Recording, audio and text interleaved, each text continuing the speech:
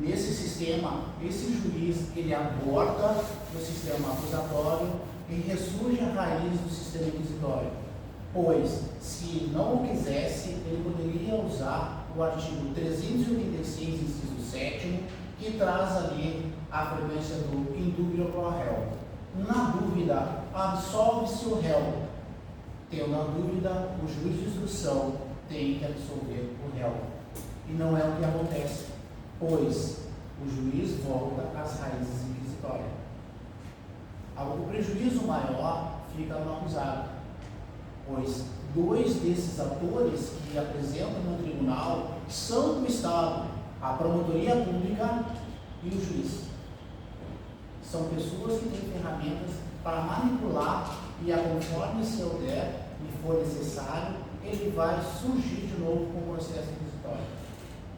Com tudo isso, se coloca, às vezes, a manipulação ocorrida dentro do inquérito policial, que passa pelos juízes e não observa seus devidos processos de avaliação. Passando pelo processo de avaliação do juiz de garantias e do juiz de instrução a aceitar, ele não teria por que mais duvidar de uma prova que foi validada pelo juiz de garantias, continuando o processo acusatório. Mas, como mostrado, o 156 ressurge. Ele deixa de ser um processo acusatório. Estamos crescendo. A coisa está andando. O processo, ele anda devagar. O direito anda devagar, pois as pessoas, elas custam a se desligar das suas raízes, a metodologia do passado. Quantas pessoas já foram mortas? Quantas mulheres foram queimadas na Inquisição, porque a Igreja Católica trazia que as mulheres eram feiticeiras, eram bruxas, porque eram parteiras, tinham conhecimento de ervas, né, e auxiliavam na comunidade. Isso afrontava o líder, afrontava o poder e afrontava a Igreja.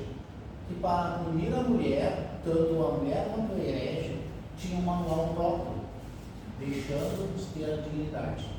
No próprio Brasil, muitas coisas aconteceram conforme a condição de punir essas pessoas.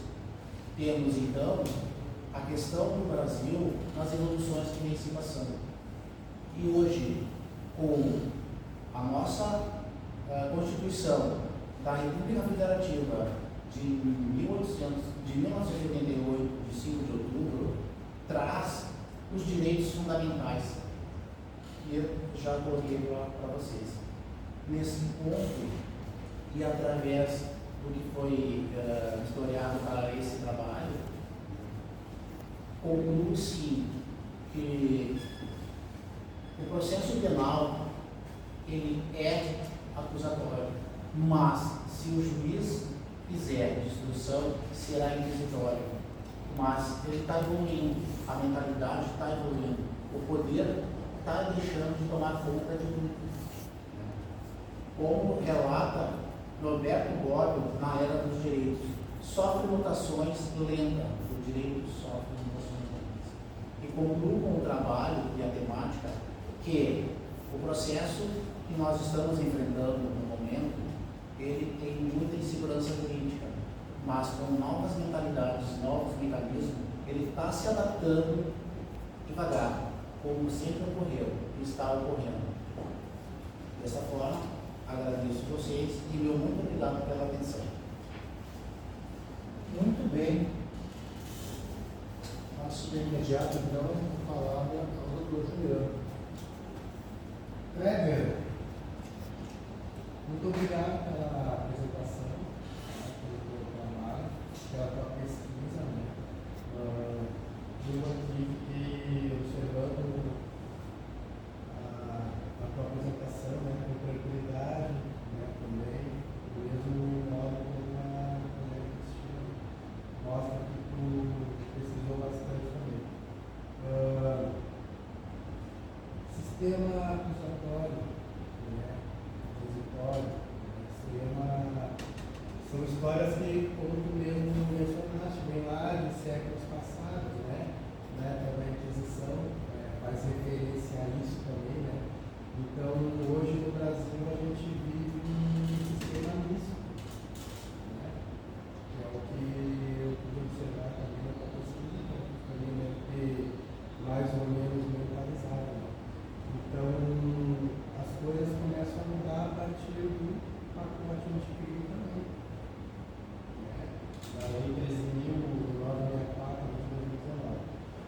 Então, vem para quê?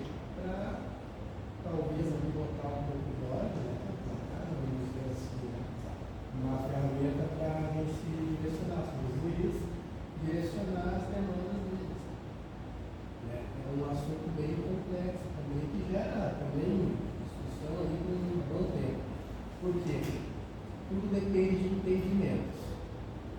Um juiz tem entendimento, e outro, assim como a gente costuma observar nos julgamentos do STF também, vários entendimentos diferentes entre os juízes sobre juiz de garantias, sobre o sistema de vitória, sistema acusatório, mas que tem cada um com segurança jurídica também. A gente sabe que muitos processos, a área processual penal, muitas vezes ela passa a ser um pouco contaminada também, né? Por uma questão da insegurança. A gente vê, por exemplo, ali acompanhando os noticiários na última semana, prisões de juízes, de vereadores e tudo mais. Então, o pacote de tudo também foi isso, também traz um pouco de mudança, também traz um pouco de direção nas direções que são tomadas.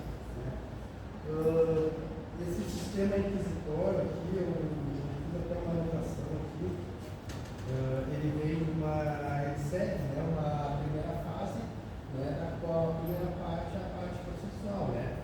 Assim como a segunda fase, que é um sistema acusatório, ele já passa a ser de fato a parte processual.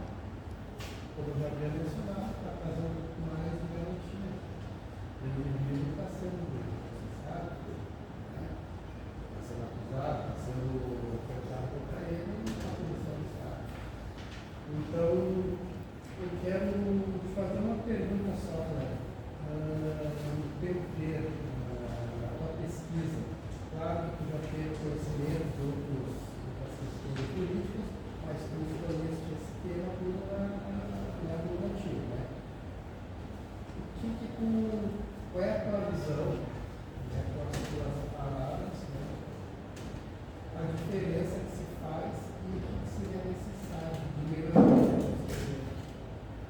acusatória e inquisitória? Respeito da lei do pacote anticrime, né? Qual é a diferença dessas duas questões para ti? E o que seria o melhor no teu e na tua visão? Acusatório, inquisitório ou ativista, né? Como falei, que abrange as duas áreas como um todo, né? Antes do pacote anticrime. Qual a melhor diferença para ti? A melhor denominação, né? Para poder nos mostrar melhor as tuas palavras. Eu penso que a melhor forma seria no sistema acusatório.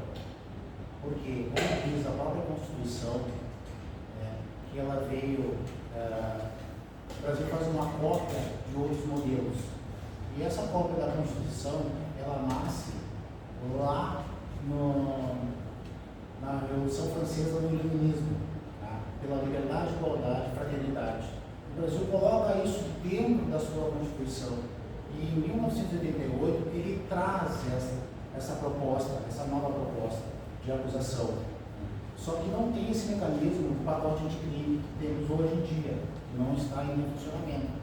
E seria a separação das partes envolvidas, para ter realmente uma credibilidade que a sentença final realmente é aquela sentença a ser dada. Porque, vamos e menos, punir é necessário, tem que ser punido, mas tem que punir com o devido processo legal, com o que está escrito na lei maior, na Carta Magna brasileira. É ali que ele diz, e a dignidade da pessoa humana também entra ali, porque a questão, eu que trabalho na área da saúde, lido com muito morte, doenças em geral, passei por várias pandemias, eu observo isso aí, na realidade, ver uma pessoa ferida que morre. Quando ela morre, ali para ela, hoje aqui o terreno finda, mas antes disso, a mente dela, como é que fica? O estado dela, como é que ela fica? Quem é que pode proporcionar uma melhor condição para ela? É realmente o Estado, mas o Estado não faz. O juiz, pouco menos. Porque o juiz entra numa força assim, de querer mostrar que ele tem poder. Ele traz novamente essa inquisição. Passamos por várias coisas, por vários golpes dentro do Brasil. O AI-5, o militarismo, né? Tentativas de golpes. Então, assim, o que traz realmente é o acusatório. Seguir realmente o que está na lei, o que está na Constituição, que é a Carta Magna. E agora, com o Código de Processo Penal que entrou, essa nova lei aí, 13.964 de 2019, que está valendo a partir de 28 de agosto de 2023, ela vem a agregar mais conhecimento e realmente separar esses atores. Porque a carga da prova fica a critério da promotoria pública, não do acusado. O acusado ele vai refutar. E o juiz de instrução, ele só tem que avaliar as provas, porque já passou pelo crivo do juiz de garantias. Esse que está dando a garantia, esse que está acompanhando lá no inquérito policial, que lá sim ele é inquisitório. Lá sim não tem outra defesa. Mas depois, quando passa lá pelo juiz de garantias da prova dada, é lá no final que dá essa resposta. Então, eu acredito que o sistema acusatório é a melhor forma que tem para dar realmente a dignidade